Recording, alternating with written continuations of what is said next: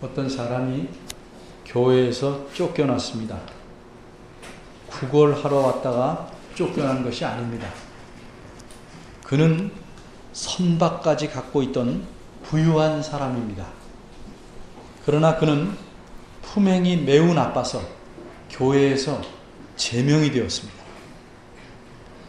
이렇게 이 사람을 교회에서 제명시켜서 내쫓은 분은 그 교회의 주교였는데 이분이 바로 그 쫓겨난 자의 아버지였습니다. 이렇게 쫓겨난 아들은 그 이후에 로마로 가서 그곳의 정통교회에 열심히 다녔습니다. 그러나 몇 년 후에 그 교회에서 다시 공식적으로 파문이 되어 쫓겨납니다. 성경과 다른 자신의 견해를 가르치고 추종자를 모았기 때문입니다. 그가 가르친 그 가르침의 핵심은 기독교의 복음은 율법을 완전히 빼버린 오직 사랑의 복음뿐이라는 것입니다. 구약 성경에서 말하는 하나님은 잔인하고 독재적이시기에 예수 그리스도의 아버지 되시는 하나님과는 아무런 상관이 없는 그저 조물주일 뿐이라고 주장했습니다.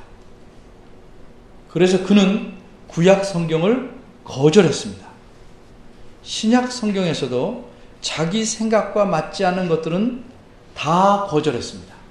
결국 성경 66권 중에서 10권 정도만 성경으로 인정했습니다.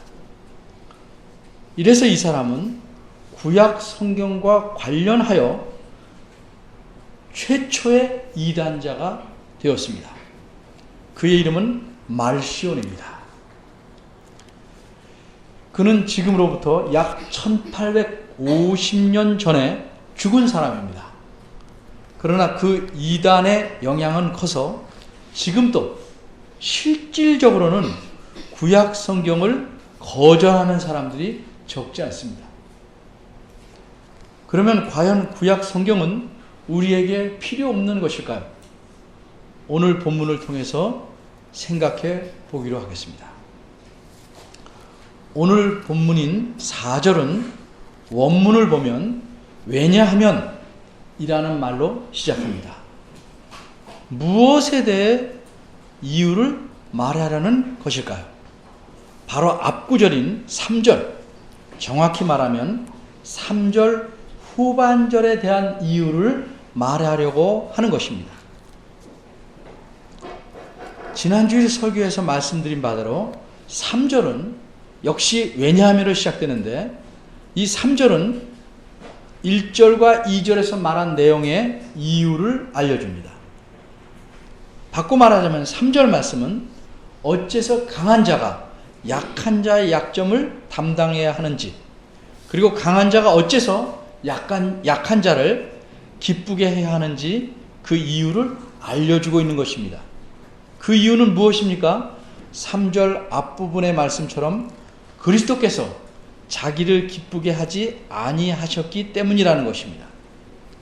그리스도께서 자기를 기쁘게 아니하셨으니 너희 모든 믿는 자들도 그리스도처럼 그렇게 해야 하기 때문이라는 것입니다. 그리고 이어서 나오는 3절 후반절은 주를 비방하는 자들의 비방이 내게 미쳤나이다 하는 말씀입니다. 이 말씀은 시편 69편 9절 말씀의 뒷부분을 따온 것인데 원래 이것은 다윗의 말입니다. 사도 바울은 이러한 다윗의 말을 따다가 그리스도의 삶에 적용했습니다. 그런데 과연 이렇게 다른 사람이 말한 것을 따다가 그리스도에게 연관시켜 적용할 수 있을까? 사도 바울은 그럴 수 있다고 생각했습니다. 그러기에 이렇게 인용하여 적용한 것입니다. 그러면 이렇게 따다가 인용할 수 있는 이유는 무엇인가? 그래서 그 이유가 무엇인지를 바울이 오늘 본문인 4절에서 설명하려는 것입니다. 4절을 보겠습니다. 원어를 따라 직역하자면 4절 앞부분은 이렇습니다. 왜냐하면 이전에 기록된 만큼 그만큼은 우리의 가르침을 위하여 기록되었기 때문이다.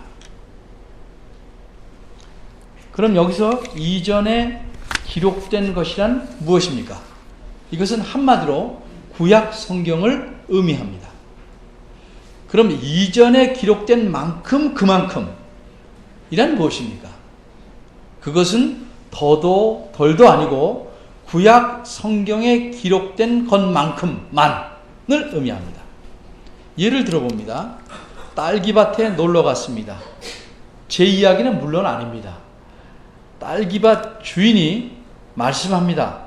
손님 여러분, 입장료를 내셨으니 얼마든지 배부르게 따서 잡수실 수 있습니다.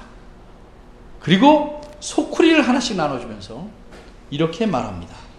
이 소쿠리에 가득 채우시면 채운 만큼은 무료로 드립니다. 따라서 소쿠리에 채운 모든 딸기는 다 무료로 가져올 수 있는 것입니다. 바로 이런 의미에서 우리말 성경 4절에서는 무엇이든지 전에 라고 기록한 바라고 표현한 것입니다. 이것은 구약 성경에 기록되어 있는 것은 무엇이든지 전부, 즉 구약 성경 전체를 가리키는 말입니다. 어떤 사람들은 구약 성경이 이스라엘 민족의 역사를 기록한 것이라고 생각해서 현재 우리와는 아무런 관계가 없는 것이라고 말합니다. 또 어떤 이들은 우리는 신약시대에 살고 있으므로 구약 성경은 더 이상 필요 없다고 말합니다. 또 어떤 이들은 구약 성경이 부분적으로만 우리와 관계 있다고 생각합니다. 그러나 오늘 본문은 그렇게 말씀하지 않습니다. 무엇이라고 말씀합니까? 구약 성경은 그 전체가, 그 안에 기록된 것은 무엇이든지 전부 다 우리와 연관이 있다고 말씀합니다. 더구나 구약 성경은 우리와 간접적으로가 아니라 직접적으로 연관이 되어 있습니다. 어째서 그렇습니까? 구약 성경은 4절에서 보는 바대로 우리의 교훈을 위하여 기록된 것이기 때문입니다. 우리의 교훈을 위하여, 이 말은 무슨 뜻일까? 풀어 말하자면 구약 성경은 우리에게 무엇을 가르쳐서 우리로 하여금 배우도록 하기 위해서 기록되었다는 뜻입니다. 물론 구약 성경은 처음에 그것을 기록할 때 어떤 사람들을 대상으로 마음에 두고 기록하였습니다. 그들을 처음 독자들이라고 말할 수 있습니다. 그들에게 무엇인가를 가르쳐서 배우도록 하려고 구약 성경을 기록했습니다. 그러나 구약 성경은 이 성경을 처음 읽거나 보는 사람들만을 가르치려고 기록한 것은 아닙니다. 그 이후로 그 성경 말씀을 읽는 모든 사람들과 이 바울 시대의 그리스도인들까지도 가르치려고 기록한 것입니다. 한마디 더 붙이자면 바울 시대의 그리스도인들에게 멈추는 것이 아니라 그 이후로 모든 그리스도인들, 지금 여기 있는 우리들, 그리고 예수님께서 다시 오실 때까지 구약 성경을 읽는 모든 그리스도인들을 가르쳐서 그들로 배우게 하려고 기록한 것입니다. 그러면 구약 성경에서 우리가 무엇을 배우게 될까요? 배우는 것이 무엇일까요? 두 가지입니다. 하나는 인내입니다. 인내를 배운다는 것은 인내는 이런 것이다 하고 단지 이론을 배우는 것이 아니라 실제 생활에서 어려움 가운데서도 견뎌낼 수 있도록 인내심이 커지는 것을 의미합니다. 그런데 여기서 말하는 인내란 무조건 인상 쓰면서 꾹꾹 참는 것을 뜻하지 않습니다. 어디 두고 보자 하면서 오기로 이를 갈며 참아내는 것을 뜻하지 않습니다. 이 인내는, 그리고 성경에서 말하는 인내는 하나님께서 어떤 어려움 가운데서도 나를 붙드시고 계시며 또한 온 세상의 역사를 이끌고 가심으로 모든 일이 합력하여 선을 이루게 하신다 하는 믿음을 가지고 어려움을 견뎌내는 것입니다. 그렇게 이런 인내를 가진 사람은 결코 낭망하지 않고 오히려 소망 가운데 하나님의 인도하심을 기다리게 되는 것입니다. 이런 인내를 구약 성경이 우리에게 가르쳐 줍니다. 구약 성경에서 우리가 배우게 되는 다른 하나는 안위입니다. 안위. 안위라는 말은 쉽게 말하면 위로라는 뜻입니다. 위로. 단순히 말이나 글로만 위로하는 것이 아니고 실제로 지치고 아프고 힘들어하는 사람들을 격려하여 용기를 줄 뿐만 아니라 그 마음을 편하게 하고 기쁘게 하고 튼튼하게 합니다. 그래서 더욱 인내심을 북돋아 줍니다. 이것이 여기서 말하는 위로입니다. 이런 위로는 다른 책에서는 나오지 않습니다. 다른 사람에게서도 올 수 있는 것이 아닙니다. 그러기에 우리가 일상생활에서 위로를 받을 때 흔히 뭐라고 말합니까? 말씀만이라도 고맙습니다. 이렇게 말합니다. 위로할 능력이 없다는 거죠. 그러나 진정한 위로, 위로할 수 있는 힘을 가진, 그래서 정말로 상한 마음을 치료하고 새로운 힘을 갖도록 만드는 위로는 오직 성경만이 줄 수 있는 것입니다. 그러기에 이런 위로를 4절에서는 성경의 안위, 성경의 위로라고 말씀한 것입니다. 그러면 구약 성경 말씀을 읽으면 인내와 위로를 얻을 수 있는데 이것이 얻을 수 있는 전부인가? 아닙니다. 무엇이 또 있습니까? 그렇습니다. 그것이 무엇이냐면 4절을 보십시오. 소망입니다. 인내, 위로, 소망, 이 세 가지가 어떤 관계를 갖는지 정확히 알기 위해서 4절 후반절을 자세히 보겠습니다.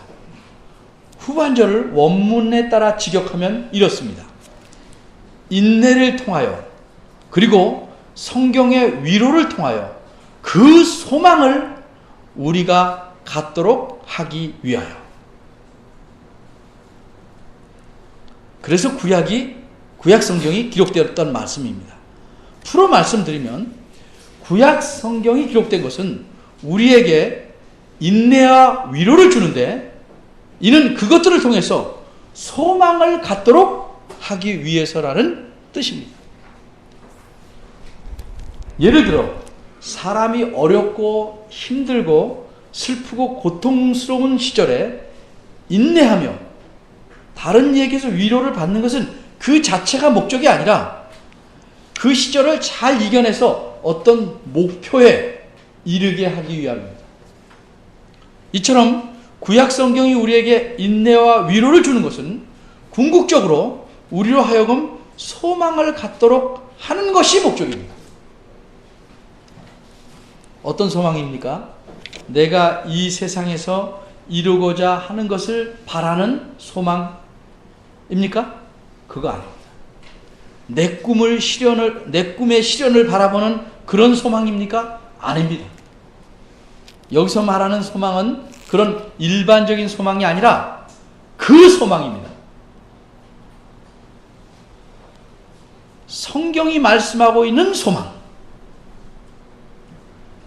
그것은 어떤 소망입니까? 한마디로 구원이 온전히 이루어질 때, 구원이 온전히 이루어지기를 바라는 그 소망입니다. 그것은 하나님 나라와 하나님의 뜻이 완전히 이루어질 때를 바라보는 소망입니다. 우리가 이 소망을 갖도록, 이 소망이 우리 심령 속에 태양처럼 날마다 떠서 뜨겁게 빛나도록 하기 위하여 구약 성경이 기록된 것입니다. 그리고 이렇게 하기 위해서 성경 말씀을 읽는 자들에게 풍성한 인내와 위로를 주는 것입니다. 끝으로 여기서 조금 더 생각해 볼 점은 어떻게 구약 성경이 우리에게 그 소망을 갖도록 인내와 위로를 주는가 하는 점입니다. 구약 성경을 읽으면 소나무를 긁으면 송진이 나오듯 구약 성경의 글씨에서 인내와 위로가 흘러나오는가? 돈을 넣으면 원하는 물건을 내보내는 자판기처럼 구약 성경도 우리가 읽기만 하면 그 순간에 우리에게 인내와 위로를 내어주는가? 그런 식으로 많이 읽으면 읽을수록 인내와 위로를 많이 얻게 되는 것일까? 그렇지는 않습니다. 그럼 구약 성경은 어떻게 우리에게 인내와 위로를 주는 것일까? 그 다음 절인 5절을 잠깐 조금만 들여다봅니다. 5절 처음에는 하나님에 대해 특별한 수식어가 붙어 있습니다. 하나님을 가리켜 인내와 안위의 하나님이라고 표현합니다. 이것이 무슨 뜻입니까? 하나님께서 인내와 위로의 근원이 되신다는 뜻입니다. 하나님께서 우리에게 인내를 주시고 위로를 주신다 하는 의미입니다. 그럼 이제 정리해 보겠습니다. 구약 성경을 기록한 것은 구약 성경 글씨가 위로나 인내를 주는 것이 아니고 하나님께서 그 성경 말씀을 읽는 자에게 인내와 위로를 주셔서 그것들을 통해서 하나님과 하나님 나라에 대한 소망을 튼튼히 갖도록 하시기 위함인 것입니다. 인간이 타락한 이후 이 세상은 죄의 토대 위에서 세워져 가고 있는 것입니다. 그러기에 이 땅에 살면서 하나님의 뜻을 추구하며 하나님 말씀에 순종하는 삶을 사는 자에게는 박수 쳐주는 게 아니고 당연히 어려움이 옵니다. 핍박이 오고 고통이 옵니다. 그래서 디모데후서 3장 12절에서 사도 바울은 이렇게 말씀합니다. 누구든지 그리스도 예수 안에서 경건하게 살고자 하는 자는 핍박을 받으리라. 그러면 우리가 이렇게 힘든 세상을 어떻게 살아야 합니까? 경건하게 살아야 되는데 그 경건하게 산다는 것은 우리 힘만으로는 어림도 없습니다. 그러기에 하나님께서는 성경을 통해서 인내와 위로를 주시는 겁니다. 그리고 하나님에 대한 소망을 붙잡고 살게 하시는 것입니다. 그런 까닭에 신약 성경은 물론이고 구약 성경도 처음 독자들에게뿐만이 아니라 우리에게도 주신 것입니다. 따라서 성경을 등한히 하는 사람들은, 특히 구약 성경을 거절하거나 멀리하는 사람들은 이와 같은 하나님의 놀라운 은혜를 놓칠 수밖에 없습니다. 그래서 삶이 힘듭니다.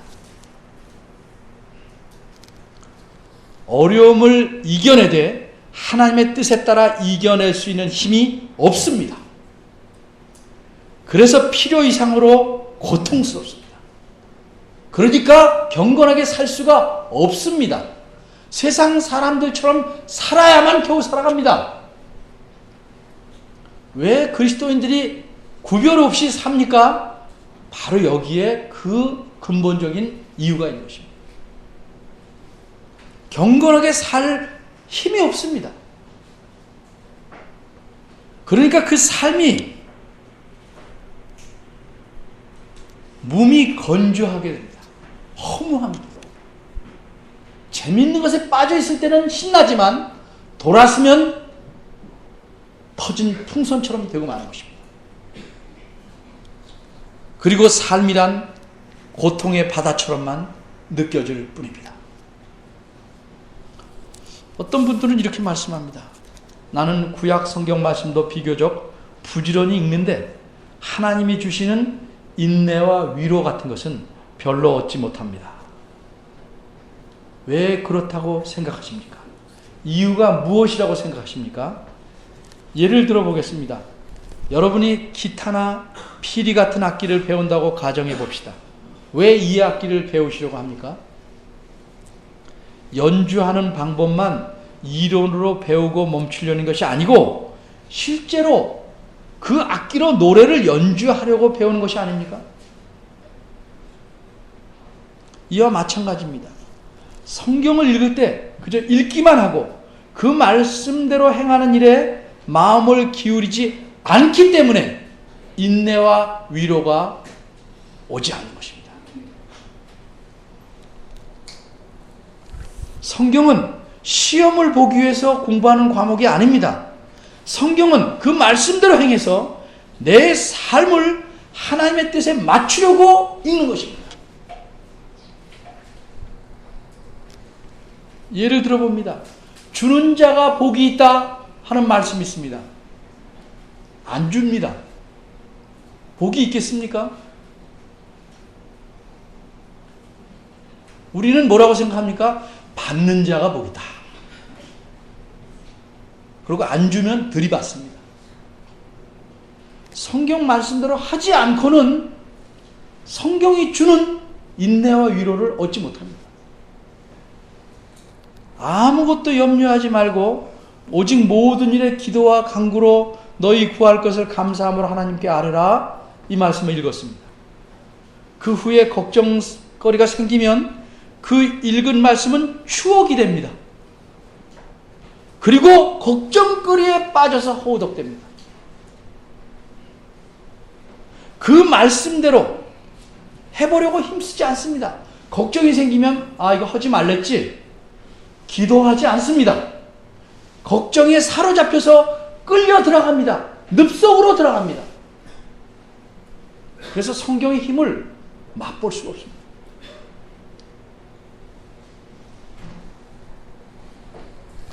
성경을 통해 하나님께서 주시는 은혜를 맛볼 수가 없는 것입니다. 하나님의 은혜는 그 말씀대로 해보려는 과정에서 콸콸 쏟아나는 것입니다. 특히 인내와 위로의 은혜는 더욱더 그런 것입니다. 왜 인내합니까? 그 과정에서 인내하는 겁니다. 결과에서 인내하는 게 아니고 과정에서. 왜 위로가 필요합니까? 그 과정에서 필요한 겁니다.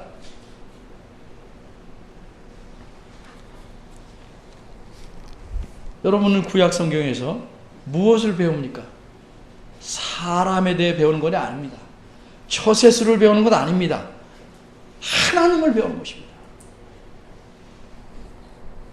그래서 우리가 하나님에 대해서 진정으로 알고 배워갈수록 하나님을 경외하고 의지하게 됩니다. 그러면 또 하나님께서 주시는 인내와 위로를 누리게 됩니다. 이로 인해 우리 안에 하나님을 향한 소망이 튼튼하게 자라나게 되는 것입니다. 하나님 말씀인 구약 성경을 읽을 때에도 이와 같은 성경의 능력, 즉 하나님의 넘치는 은혜를 매일 맛보는 여러분이 되시기를 바랍니다. 기도하겠습니다.